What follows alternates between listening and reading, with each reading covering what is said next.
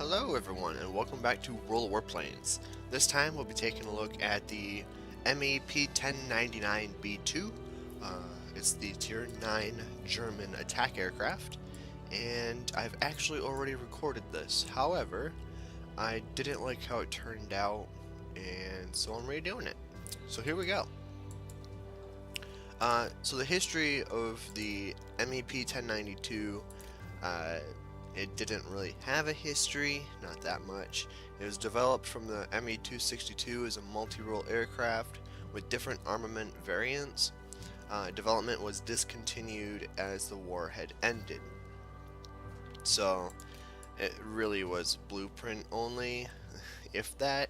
Um, Development of the ME-262, I guess. I don't even really see an ME-262 in this, but apparently it's an attack aircraft based on the 262. So, yay, exciting. But anyway, let's take a look at what Wargaming has to say about the aircraft, and then we'll look at some gameplay. So, it's got powerful, long-range armament effective against armored ground targets. So, if we take a look, you can mount four 30 mil cannons on this. I guess you could mount a 50 mil, but it's really not worth it. Uh, well, I mean, it kind of looks worth it. Uh, but personally, I just go with these guns. But by looking at it, it's actually not too bad of a jig, I guess, because you do more damage per second. But I'm sure it fires way slower. Um, but the range on the gun is crazy. But anyway, that aside, I just went with the 430s. I feel like that's the choice you should go with. Um, so yeah, they're very good guns. They don't fire super fast, but you can destroy any soft target in just one shot, one salvo with your 30s. So it's not too bad. And then you can destroy any armored target within about 3 or 4 salvos. So that's not too bad either. And yeah, it's pretty good. It's got pretty good range. 3,000 feet. Sorry, not meters. 3,000 feet. Not too bad. You can make that work pretty well. So yeah, that's pretty good. It's not very effective against air targets, especially. It just doesn't work very well. The slow firing nature of it, coupled with other statistics about this plane, it's not very good at shooting at other planes. Not that you should be, but it's something to keep in mind. You're not very good at destroying other attack aircraft. The IL-40, which is the other Tier 9 attack aircraft, will outmaneuver you. At least that's the way I feel. I typically get outdone by IL-40s, so it's kind of just something you have to keep in mind. It's not that great in terms of destroying other planes unless you get the jump. But even then, sometimes these guns can be pretty trolly when you're shooting at air targets anyway. So yes, good survivability and resistant to critical damage and fire. You're an attack aircraft, so you'd expect that. But that being said, it actually doesn't have super great hit points compared to the IL-40. If we take a look at the IL-40 real quick, uh, where is it? Oh, it's over here. It's right here. If we take a look at it, come on, let's load. The survivability rating, 2,000 hit points. I guess that is with the best airframe. But you do have to realize that I have equipment on my plane, so the survivability is higher than you would normally. It's not that much lower than the IL-40, but it is notably lower than the IL-40 survivability. It's just something to keep in mind. It's resistant to critical damage and fire, so take that as you will. Doesn't really mean much to me. It's got good airspeed and good boost. That is true. If I remember correctly, I think it's like a 45-second boost, which is really good. And it's also got pretty good airspeed. If we take a look at it, top speed at best altitude 435. That's pretty good for an attack aircraft. Max dive speed 528. Also pretty decent. Let me just open up all these. I forgot to open them up earlier. There we go. Anything else? Optimum airspeed 244. So is pretty decent. Definitely a fast attack aircraft, which will allow you to get from sector to sector very quickly. Something to keep in mind. That's definitely an advantage that it has over the IL-40, is its ability to get from sector to sector quickly. It's not designed for maneuvering combat. If we take a look, it takes 18 seconds to go 360 degrees. That is abysmal. That is terrible maneuverability. But you are an attack aircraft. You're not designed to be shooting other targets. You use that maneuverability to get onto ground targets, and that's about it. But because of that terrible maneuverability, again, if we take a look, take a look at the IL-40's maneuverability. Dang, I have to click on it.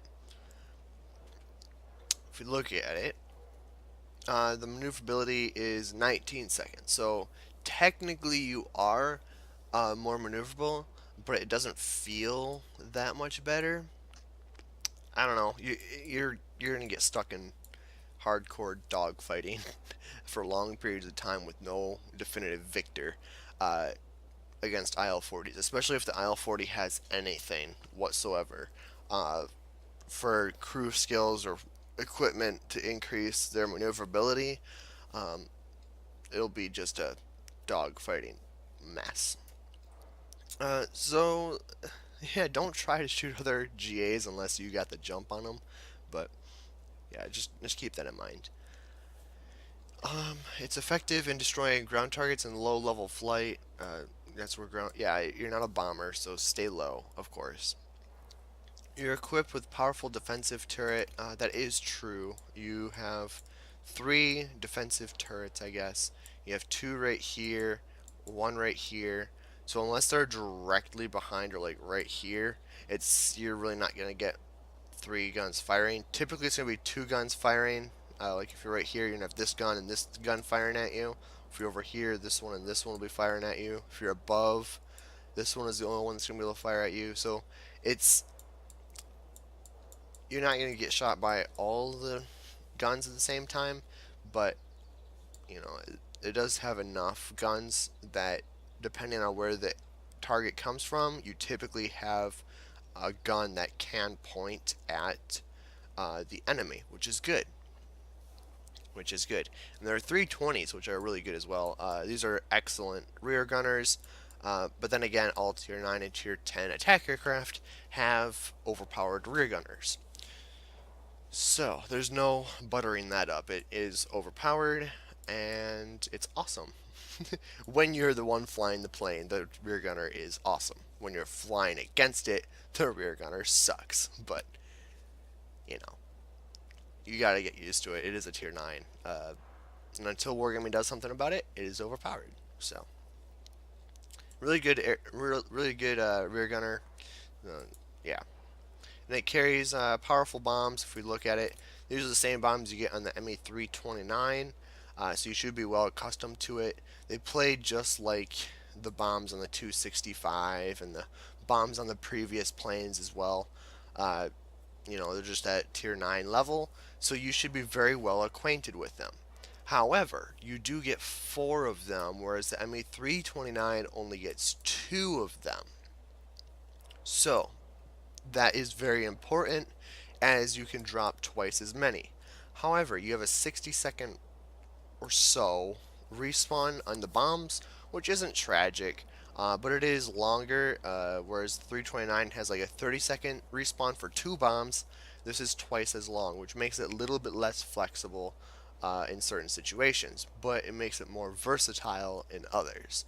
So it's just something to keep in mind. I definitely do enjoy the extra bombs, but sometimes when you only need 3 bombs and you have to drop that other one, the long respawn timer does hurt a little bit. But the guns are pretty good as well for destroying ground targets. You're not like useless while you're waiting for your bombs to reload. It's just your bombs are super valuable. Uh, but yeah, that's about it. Let's quick take a look at the service department. Let's do a quick summary. The summary is basically this plane is fast for a GA. It's a little bit more maneuverable than the IL-40, but not very. It's still terrible for maneuverability. The guns are good, but not against air targets. You have 4 bombs with a longer respawn timer, but they're still pretty powerful bombs. You have excellent rear gunner, and you have good survivability. So, and it's a good GA. It has what you need for being a good GA. So if we take a look at this, I don't have universal. It would take 48,000 to put universal on your 30s. I don't really feel like that's worth it. Plus, I'm trying to save some money. As you can see, I'm less than a million credits, less than 250,000 credits, honestly. So yeah, really not that great. Got my bombs, no fire extinguisher, the typical setup. Concealed livery because AA guns are stupid. Uh, Turret stabilization to give the range on these already excellent rear gunners. Just improving that range a little bit more is super useful.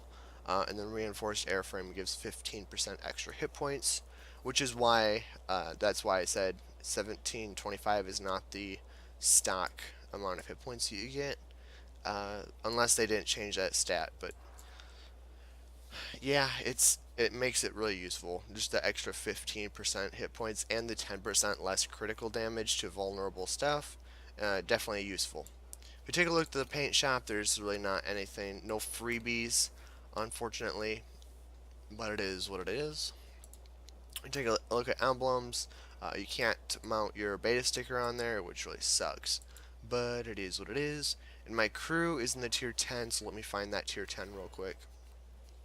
Where is it? Here it is.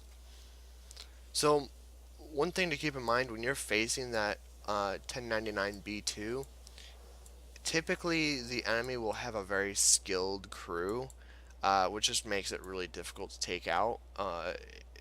If you can try, if it's on low health, it's not too bad. You should probably take it out. But taking it out from full health and anything other than heavy fighters, the tail gunner will just chew you up if you don't do it right. But let's take a look at the pilot.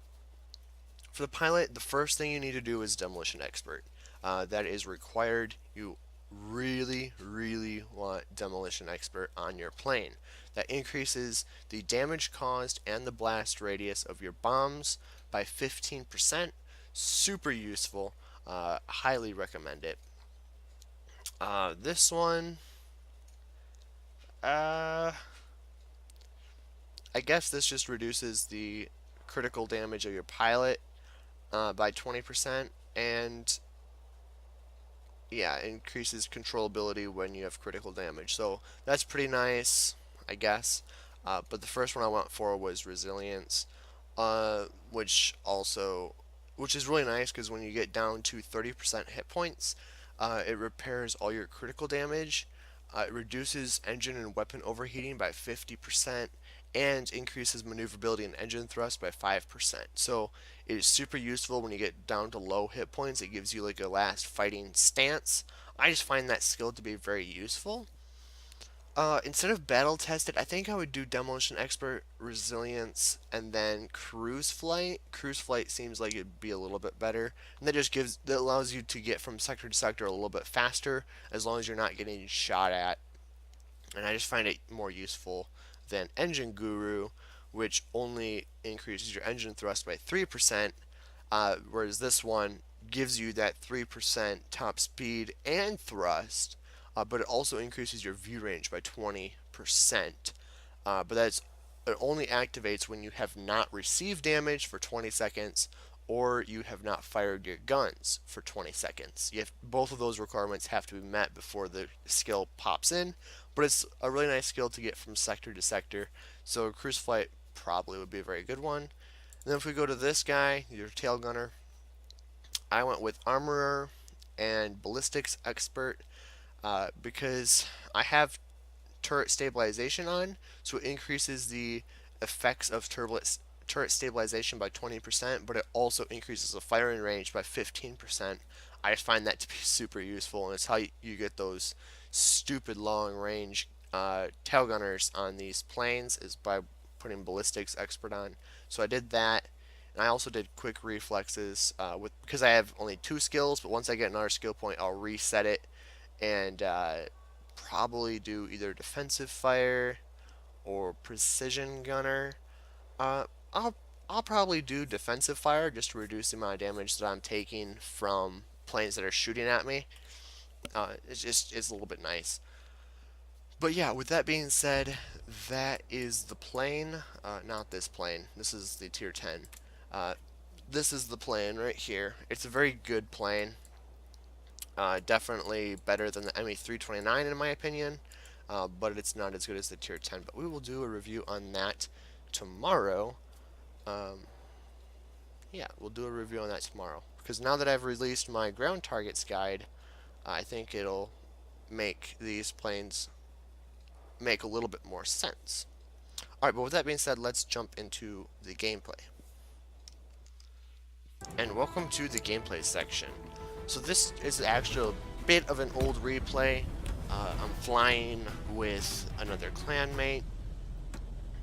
This was quite a while back, but I finally got a chance to do this review, so that's what we are going to do. So, this is a 5-sector layout, which is the sector layouts that you want in GAs. It gives you the most sectors to deal with. I'm going to go for the missile base initially because, well, the missile base is the only sector that matters in this battle. Control of the missile base means control of the battle, and more times than not you're going to win the battle if you control the rocket base. So that's what we're going for. My clanmate is flying the exact same plane that I am, so it's very important to realize, I guess. It's these overpowered layouts that people get really mad about. You can see where I'm dropping the bombs. It wasn't exactly where I wanted. I dropped 3, hoping that my poor placement of the bombs would allow me to... the poor placement of the bombs would... the extra bomb would make up for that. But unfortunately it did not. But we still took the sector regardless. Looks like my clanmate got killed by the IL-40 that's on my tail, so that's an issue. I'm just going to try to use my airspeed to get away from him. I don't have any desire to fight him right now, because although I have more maneuverability, it's not really that much better. He realized that I was faster than him, so he just gave up. I was thinking about turning in on him, but I was like, nah, forget it, who cares. So there's that. We took this garrison that I was going to go for, so now I just gotta fly to a different garrison. I really don't want to fight GAs in this plane if I can help it, unless I have to, you know, but I'd prefer not to. Looks like my clanmate thinks it's a good idea to go and attack IL-40s in a dogfight in this plane, so have fun, buddy. I know that the missile base is important, but if they take it, we can just take it back quickly anyway. We're really good human players. I think we can take it on our own. But yeah, he took out an IL-40, which is good. He is holding that missile base for us. But as you can see, I just took out the soft targets at this unique building for the garrison. We're going to drop 2 bombs there, and that should do it, which it does. It does destroy it. Here's the other unique building, so let's drop bombs on that. And at this point, we basically... well, I spoke too soon. Looks like the enemy took that just before my bombs landed. So that's an issue. But I guess I'll just wait for the targets to respawn, and then we'll deal with it just fine. I do have a pretty long reload on the bombs. It was longer than 60 seconds, which I said in the hangar. It's more like 80 seconds, which is pretty bad compared to the ME329's reload. But it's definitely something you need to keep in mind when you're flying this plane. The bomb respawn time, the 4 bombs is nice, but it's at a pretty significant cost, and that being the respawn time. So I'm going to shoot down the soft targets while my bombs reload, because the soft targets are just easier to deal with your guns, whereas the bombs are better against your armored targets. So that's what I'm doing. I'm taking out the AA guns and shooting down the soft targets. As you can see, just one burst will destroy the soft target, so knowing that, you just fire one burst and move on to the next soft target. It makes the most use of your guns. I've destroyed all the soft targets, so now it's just a matter of shooting armored targets. I don't really want to go through the trees, so I pull up. We got some more targets. I destroyed the AA gun and then I just move on. There's not really much more point staying around there other than destroying the AA guns. Fire one hopeful shot there. I do a little bit of damage, but it is what it is. I drop my 2 bombs there, destroy it. The enemy has the missile base now, so that's not good, but I'm going to take this garrison. This garrison will be mine. All my bombs are dropped, and so now I'm at this issue where I just need a little bit more, and it's a nightmare trying to take this garrison right now for some reason. I think a couple bots died over here or something, because probably should have had it already. But, you know, it's these kind of situations that allow you to get a pretty decent score in GA, where you can just sit at a sector for a long period of time, which is not ideal. You don't want to have to stay at a sector for long periods of time, but it's what allows you to pick up a decent score in your GA, so you don't have to spend as much time jumping from sector to sector to sector. So I finally took that garrison, so we have all sectors except for that missile base. So we're sitting pretty good right now. Even though they have the best sector in the battle right now, we had all 4 other sectors, and so that's how you can still win even if the enemy has missile base. But we almost took the missile base, so let's see if I can stop it. And come in, and just like that, 1 target destroyed, we stole that sector from them, so now we still have 4 sectors. Definitely what you want to have happen. So now I'm going to the garrison, as it's the only target in the enemy control right now, so it is the most important to take.